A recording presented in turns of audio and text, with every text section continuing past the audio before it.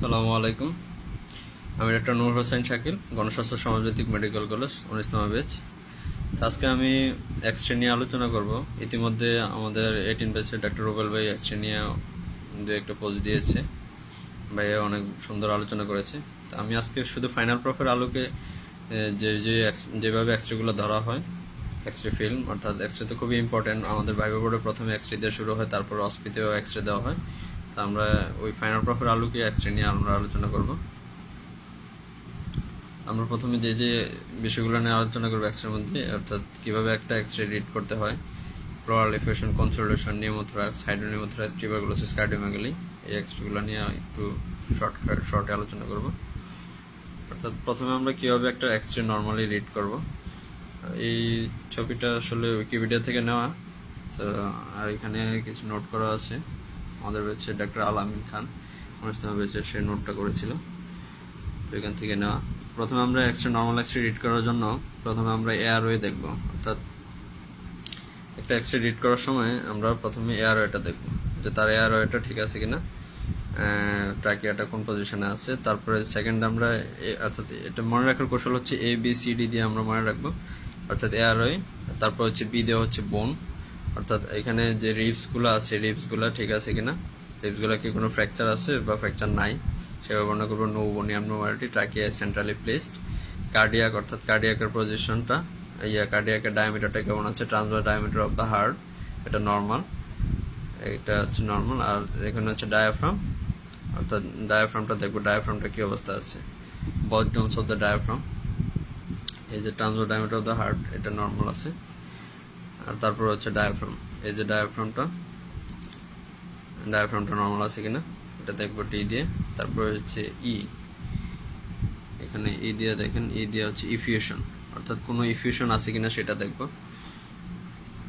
ইফিউশনের ক্ষেত্রে আমরা কোনো ইফিউশন থাকে কিনা, অর্থাৎ কোস্টোফেনিক অ্যান্ড কার্ডিওফেনিক অ্যাঙ্গেলটা ক্লিয়ার আছে কিনা, না ইফিউশন আছে সেটা দেখবো।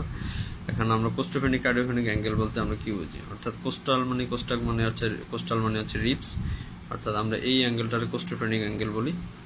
এটা হচ্ছে রাইট সাইডের কোস্টোফেনিক অ্যাঙ্গেল, আর এটা হচ্ছে যে লেফট সাইডের কোস্টোফেনিক অ্যাঙ্গেল। আর এই হচ্ছে কার্ডিয়াকের সাথে যে অ্যাঙ্গেলটা থাকবে এখানে একটা এই অ্যাঙ্গেল, এটা হচ্ছে রাইট সাইডের কার্ডিওফেনিক অ্যাঙ্গেল। আর এখানে হচ্ছে লেফট সাইডের কার্ডিওফেনিক অ্যাঙ্গেল, এই হচ্ছে এই অ্যাঙ্গেল, এই কোস্টোফেনিক কার্ডিওফেনিক অ্যাঙ্গেল। আর পুরো লাং ফিল্ড বলতে আমরা এই লাং ফিল্ডটা ক্লিয়ার আছে কিনা, এই পুরো লাং ফিল্ড বলতে আমরা পুরো লাংটাকে বুঝি। আর লাংসের মধ্যে আরো কিছু জোন আছে, জোনে ভাগ করা হচ্ছে, অর্থাৎ upper zone, middle zone, lower zone. অর্থাৎ 1 to 3 রিবসের মধ্যে হলে আপার জোন, 3 to 6 রিবসের মধ্যে হলে মিডল জোন, আর 6 থেকে বাকি রিবসগুলোর মধ্যে হলে লোয়ার জোন। অর্থাৎ এটা আমরা রিবসগুলো লাংয়ের মধ্যে পড়ার সময় আমরা গনে upper zone, middle zone, lower zone এভাবে আমরা হিসাব করি। আর এটা হচ্ছে নর্মাল এক্স-রে, এটার মধ্যে ভাস্কুলার যে মার্কগুলো আছে বা ব্রঙ্কাসের মার্কগুলো দেখা যাচ্ছে।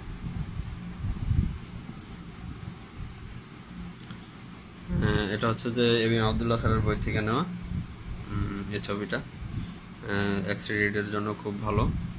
আব্দুল্লাহ স্যারের এক্স-রে বইয়ের মধ্যে দেওয়া আছে, এটা ওইখানে দেখলেও পাবেন। এটা হচ্ছে রাইট সাইডের প্লুরাল ইফেকশন। তো প্লুরাল ইফেকশনের মধ্যে আমরা প্রথমে এক্স-রে রিড করার সময় আমরা পজিটিভ ফাইন্ডিংসগুলো আগে দেখব। পজিটিভ ফাইন্ডিংসের মধ্যে আমরা যেটা দেখতে পাচ্ছি যে homogeneous opacity with concave upper margin, এই যে হোমোজেনাস ওপেসিটি দেখা যাচ্ছে। আর এখানে এই যে কনকেভ আপার মার্জিন, এই যে কনকেভ আপার মার্জিন এটা দেখা যাচ্ছে। আর এই যে কোস্টোফেনিক অ্যাঙ্গেল, আর এই পাশে যে কার্ডিওফেনিক অ্যাঙ্গেল এটাই অবলিটারেটেড হয়ে গেছে। তো এটা হচ্ছে যে রাইট সাইডের প্লুরাল ইফেকশনে আমরা ডায়াগনোসিস করলাম।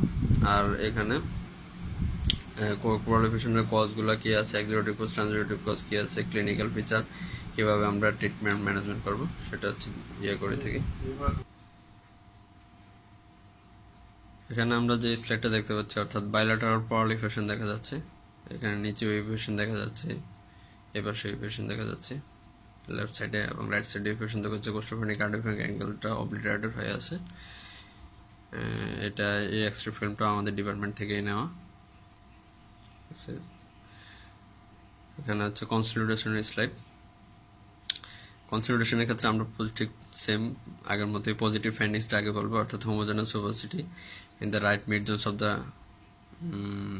লাংয়ের মিড জোনসে, রাইট সাইডে লাংয়ের মিড জোনসে একটা কনসলিডেশন দেখা যাচ্ছে। তো বাকি ডেসক্রিপশনগুলো করতে হবে, অর্থাৎ rest of the lung field clear, trachea is centre placed, কোনো বনি অ্যাবনর্মালিটি আছে কিনা এসব ডেসক্রিপশন করতে হবে। ট্রান্সভার্স ডায়ামিটার উপরে হার্টটা ঠিক আছে কিনা সেটা দেখতে হবে। আর ডিফারেন্সিয়াল ডায়াগনোসিসের মধ্যে কী কী ডিফারেন্সিয়াল ডায়াগনোসিস হতে পারে সেটা জিজ্ঞাসা করে ভাইবা বোর্ডে, অর্থাৎ ব্রঙ্কিয়াল কার্সিনোমা, হাইড্রেটেড সিস্ট হলে অথবা নিউমোনিয়া লাং অ্যাবসেস হলে আমরা কনসালটেশন হলে আমরা এগুলো ডিফারেন্সিয়াল ডায়াগনোসিস হতে পারে। ক্লিনিক্যাল ফিচার ইনভেস্টিগেশনের মধ্যে আমরা কী কী করি সেসব জিজ্ঞাসা করি। আচ্ছা, এটা হচ্ছে নিউমোথোরাক্সের স্লাইড। এই স্লাইডটাও আমাদের ডিপার্টমেন্ট থেকে নেওয়া। এখানে দেখা যাচ্ছে যে লেফট সাইডেড নিউমোথোরাক্স, অর্থাৎ নিউমো মানে অর্থাৎ বাতাস থাকলে সবসময় কালো এক্সরে আসবে, আর কোনো ফ্লুইড বা কোনো সলিড জাতীয় যেমন বোনস থাকলে এটা সবসময় সাদা আসবে, অর্থাৎ এখানে ট্রান্সলুসেন্ট কালো দেখা যাচ্ছে নিউমোথোরাক্স।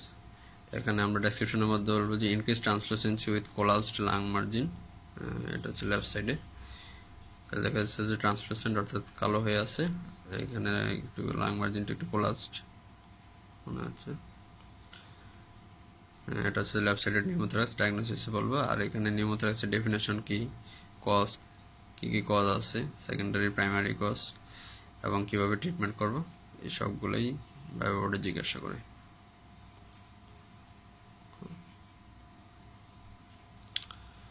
এখানে দেখা যাচ্ছে নিউমোথোরাক্সটা বথ সাইডে আছে, একদম ট্রান্সলুসেন্ট হয়ে আছে, কালো হয়ে আছে দুই পাশে। এটাতে বথ সাইডেড নিউমোথোরাক্স, এটাও আমাদের ডিপার্টমেন্ট থেকে দেওয়া। এই এক্সরে ফিল্মগুলা পরীক্ষার ভিতরে ধরে ভাইবা বোর্ডে। এখানে হাইড্রোনিউমোথোরাক্সের একটা স্লাইড দেখা যাচ্ছে, এটাও আমাদের ডিপার্টমেন্ট থেকে নেওয়া, মেডিসিন ডিপার্টমেন্ট থেকে। হাইড্রোনিউমোথোরাক্সের ক্ষেত্রে একটা জিনিস সবসময় দেখলেই মাথার মধ্যে নিতে হবে যে এটাতে একটা fluid level, horizontal fluid level থাকার কারণে একটা নিচটা সমান হয়ে আছে, একদম নিচের দিকে একদম ফ্ল্যাট হয়ে আছে। এই জিনিসটা দেখে হাইড্রোনিউমোথোরাক্সের এই এক্সরে ফিল্মটা চেনা যায়। এখানে ডেসক্রিপশনের মধ্যে আছে যে increase translucency with collapsed lung margin, এটা হচ্ছে রাইট সাইডে কিছু কোলাপসড লাং মার্জিন আছে ট্রান্সলুসেন্ট। আর এখানে আরেকটা ইম্পর্টেন্ট জিনিস, সেটা হচ্ছে যে horizontal fluid level with obliteration of the angle, যদি অ্যাঙ্গেল অবলিটারেশন থাকে তাহলে এটা অ্যাঙ্গেল অবলিটারেশন উল্লেখ করতে হবে। আর ফ্ল্যাট হরিজন্টাল একটা ফ্লুইড লেভেল থাকবে। এটা হচ্ছে ডায়াগনোসিস হচ্ছে হাইড্রোনিউমোথোরাক্স। হাইড্রোনিউমোথোরাক্সের কী কী কজ আছে এই কজগুলো শিখতে হবে, কজগুলো জিজ্ঞাসা করে। টিউবারকুলোসিস, অর্থাৎ টিউবারকুলোসিস তো ডায়াগনোসিস, আসলে এক্সরেটার ডেসক্রিপশনের মধ্যে আমরা যে জিনিসটা পাই সেটা হচ্ছে যে প্যাচি অপাসিটি পাই। এই যে এখানে এক্সরের মধ্যে দেখা যাচ্ছে যে প্যাচি অপাসিটি, এই যে অপাসিটি আছে মাঝখানে একটু ট্রান্সলুসেন্ট, একটু ট্রান্সলুসেন্ট, আবার এই জায়গায় অপাসিটি, এই জায়গায় ট্রান্সলুসেন্ট, দুই পাশে ঠিক সেম, এই যে ট্রান্সলুসেন্ট, আবার এই দিকে অপাসিটি, ট্রান্সলুসেন্ট, অর্থাৎ এই অপাসিটিটা বলা হয় প্যাচি অপাসিটি। প্যাচি অপাসিটি থাকলেই আমরা প্রথমে যেটা চিন্তা করি সেটা হচ্ছে যে টিউবারকুলোসিস ডায়াগনোসিসে। তাছাড়া এটার আরও ডিফারেন্সিয়াল ডায়াগনোসিস থাকতে পারে, কনসলিডেশন থাকতে পারে, ব্রঙ্কিয়াল কার্সিনোমা হতে পারে। তবে প্যাচি অপাসিটি থাকলে আমরা একদম ফার্স্টে যেটা চিন্তা করি হচ্ছে টিউবারকুলোসিস। তো আপনারা সবাই টিউবারকুলোসিস বলবেন। টিউবারকুলোসিসের সাথে আরও যে কোশ্চেনগুলো আছে টিউবারকুলোসিস সম্পর্কে বিস্তারিত পড়ে নেবেন। এখানে যে স্লাইডটা লাস্ট স্লাইড সেটা হচ্ছে যে কার্ডিওমেগালি। কার্ডিওমেগালির ক্ষেত্রে প্রথমে আমরা পজিটিভ ফাইন্ডিংসটা নির্ধারণ করব, অর্থাৎ পজিটিভ ফাইন্ডিংসটা আগে বলবো, অর্থাৎ হার্টটা হিউজলি অ্যানলার্জড উইথ ট্রান্সভার্স ডায়ামিটার, অর্থাৎ এই ট্রান্সভার্স ডায়ামিটার, এই যে হার্টটা আছে, হার্টটা দেখা যাচ্ছে যে অ্যানলার্জড। এই ট্রান্সভার্স ডায়ামিটার বলতে আমরা এই যে ট্রান্সভার্সলি এই যে ডায়ামিটারটা এই মাথা থেকে এই মাথা পর্যন্ত এই ডায়ামিটারটা বুঝেছে। তো আমরা কখন অ্যানালাইজ বলবো, অর্থাৎ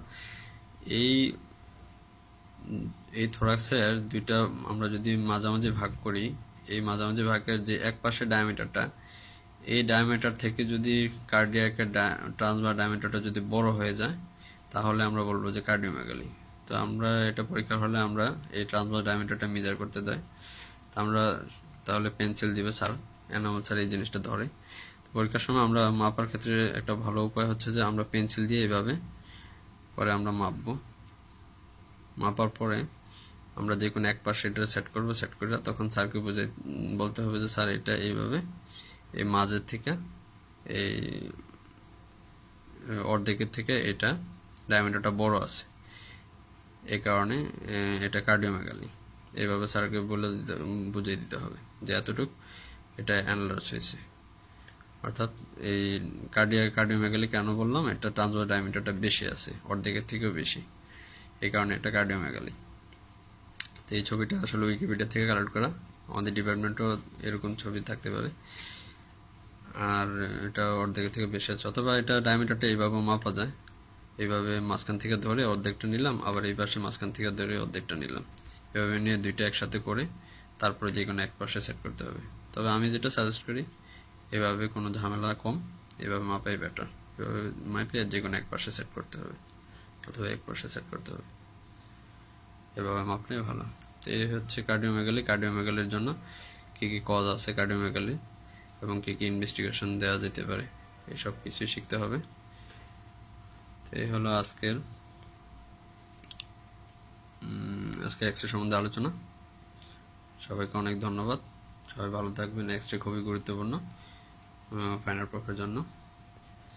তো এক্স-রেটা আশা করি সবার কাজে দিবে। ধন্যবাদ সবাইকে। আসসালামু আলাইকুম।